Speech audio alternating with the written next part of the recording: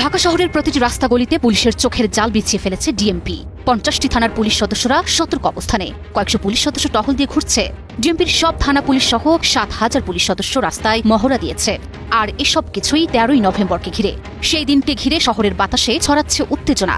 শুধু রাজধানী নয়, সোশ্যাল মিডিয়া থেকে রাজনৈতিক মহল সবখানেই এই উত্তেজনার ছাপ। কি হতে যাচ্ছে 13ই নভেম্বর, যার জন্য ব্যাপক প্রস্তুতি সহ সতর্ক অবস্থানে পুলিশ? 13ই নভেম্বরকে ঘিরে রাজধানী ঢাকা সহ সারা দেশে উত্তেজনার আবহ সৃষ্টি হয়েছে। সাম্প্রতিক সময়ে সামাজিক যোগাযোগ মাধ্যমে ঢাকায় লকডাউন কর্মসূচি ঘোষণা করেছে কার্যক্রম নিষিদ্ধ আওয়ামী লীগ। লাখ লাখ মানুষের গণসমাবেশ ঘটিয়ে বিশৃঙ্খলা সৃষ্টি, যানবাহনে অগ্নিসংযোগ ও অপতৎপরতার গুঞ্জন ছড়িয়ে পড়েছে। তবে আইন শৃঙ্খলা বাহিনীর কাছে কোনো নিশ্চিত তথ্য নেই। তারপরও সর্বাত্মক প্রস্তুতি নেওয়া হয়েছে। ডিএমপির অভিযানের টিম বাড়ানো হয়েছে। প্রতিদিন গ্রেপ্তার হচ্ছেন আওয়ামী লীগের নেতাকর্মীরা। পুলিশের পাশাপাশি র্যাব, বিজিবি, সেনাবাহিনী ও অন্যান্য রাজনৈতিক দলও মাঠে থাকবে। সবাই সম্ভাব্য অপতৎপরতা প্রতিরোধে তৎপর। এখন প্রশ্ন জাগতেই পারে, কেন 13ই নভেম্বরকেই তারা বেছে নিল? আসলে আগামী 13ই নভেম্বর আন্তর্জাতিক অপরাধ ট্রাইব্যুনালে মানবতা বিরোধী অপরাধে জড়িত ক্ষমতাচ্যুত সাবেক প্রধানমন্ত্রী স্বৈরাচার শেখ হাসিনা সহ বেশ কয়েকজনের রায়ের দিন ধার্য করা হবে। তাই এই তারিখটাকেই কেন্দ্র করে রাজধানী সহ সারা দেশে উত্তেজনা বিরাজ করার চেষ্টা করছে কার্যক্রম নিষিদ্ধ আওয়ামী লীগ। গোয়েন্দা সূত্রের দাবি, এই পরিকল্পনার সমন্বয় করা হচ্ছে প্রতিবেশী দেশ ভারত থেকে। আর বাস্তবায়নে সারা দেশের আওয়ামী লীগের ক্যাডার বাহিনীকে সক্রিয় করা হয়েছে। গোয়েন্দা প্রতিবেদন সূত্রে জানা গেছে, ঢাকায় নাশকতার মূল সমন্বয়ক হিসেবে দায়িত্ব দেওয়া হয়েছে ভারতের পলাতক সাবেক স্বরাষ্ট্রমন্ত্রী আসাদুজ্জামান খান কামালকে।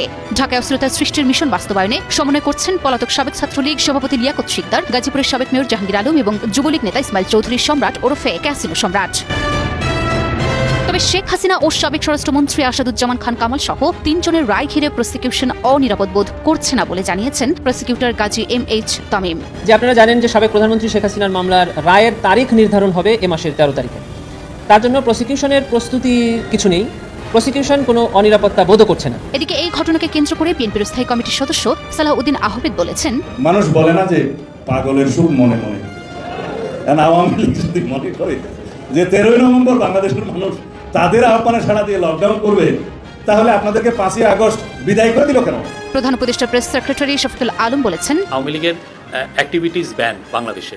যারা কেউ এই ব্যানকে ডিফাই করে সভা সমিতি করতে চাবেন, ঝটিকা মিছিল করতে চাবেন, যাই করতে চাবেন, সেই ক্ষেত্রে আমাদের আইনের full force of the law apply হবে, কঠিনভাবে অ্যাপ্লাই হবে আইনের। এখানে কোনো ব্যত্যয় হবে না। নিষিদ্ধ আওয়ামী লীগের ডাকা এই লকডাউন কর্মসূচি কঠোরভাবে দমনের নির্দেশ দিয়েছেন পুলিশের মহাপরিদর্শক বাহারুল আলম। একই সঙ্গে দলটি নেতাকর্মীদের সামাজিক যোগাযোগ মাধ্যমে চালানো নানা প্রচারণার দিকে পুলিশকে তীক্ষ্ণভাবে লক্ষ্য রাখতেও বলা হয়েছে।